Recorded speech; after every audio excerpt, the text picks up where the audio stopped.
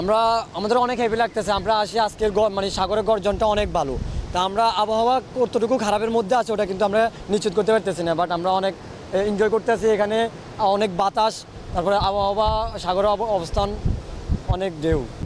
আসলে সৈকতে এইরকম আবহাওয়া আমরা সচরাচর দেখতে পাই না। তো এখন যেরকম আমরা দেখতে পাচ্ছি এরকমটা খুব রেয়ারলি, হয়তো বা কখনো যখন সিগন্যাল হয় তখন।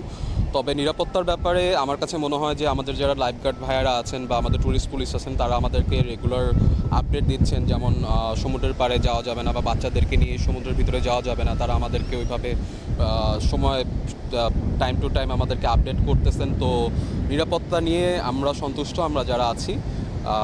বাট সাগরের এই ধরনের রূপ আসলে সচরাচর দেখা যায় না। অনেকেই হয়তো বা আসে দেখতে এই ধরনের রূপ, কিন্তু ধন্যবাদ জানাই আমাদের ট্যুরিস্ট পুলিশকে এবং যারা আমাদের লাইফগার্ড আছেন তাদেরকে।